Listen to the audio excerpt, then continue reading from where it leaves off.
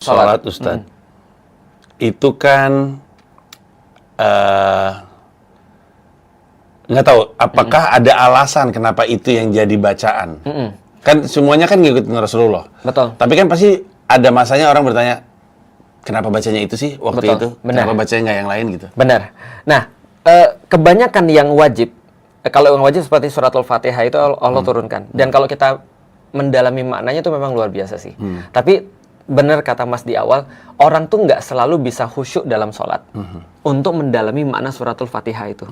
Misalnya contoh ketika orang bilang Allahu Akbar misalnya, itu aja kalau orang khusyuk itu dia bisa masuk dalam kondisi di mana benar-benar dia berkoneksi dengan Allah. Alhamdulillahirabbil alamin, itu adalah bentuk kesyukuran. Yang menarik gini, Raymond pernah ngomong sama aku, salah satu saran daripada psikolog dia ketika dia lagi dalam tanda kutip punya problem misalnya lagi stres, itu adalah diajarin untuk senantiasa bersyukur. Jadi orang-orang aku lihat di luar juga ada journaling, Mas. Itu malam-malam disuruh nulis journaling. Itu adalah yang pertama harus ditulis adalah apa yang kamu syukuri pada hari ini.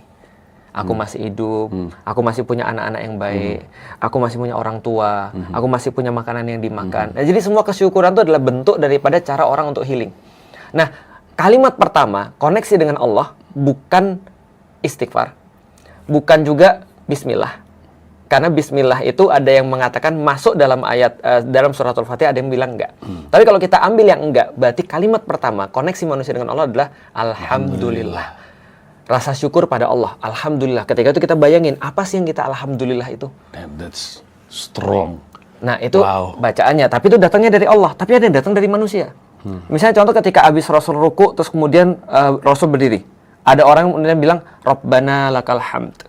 Rabbana, wahai Tuhan kami, lakal hamd, bagi engkau seluruh pujian-pujian. Setelah selesai sholat, Rasul bilang, siapa yang ngomong kayak gitu? Saya ya Rasulullah. Itu dipuji oleh Allah. Wow. Nah itu menjadi akhirnya sunnah kan gitu kan ya.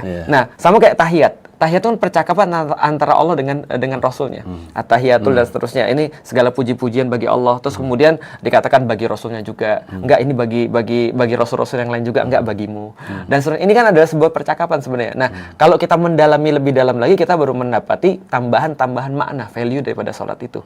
Bahwasanya benar sholat adalah bagaimana cara kita berkoneksi dengan Allah, diawali dengan grateful, rasa syukur. Ketika kita bersyukur, Allah bilang Allah tambahin. Maka ketika kita bersyukur, Allah bilang ya udah, kalau kamu udah bersyukur, kamu punya permintaan apa? Wow. Berarti nggak mungkin, bukan nggak mungkin ya, aneh sekali untuk orang tergerak sholat tanpa di luar iman ya, tapi tanpa rasa cinta. Kayak ketika kita selesai sholat, terus dalam doa kita pun, itu kan sebenarnya kan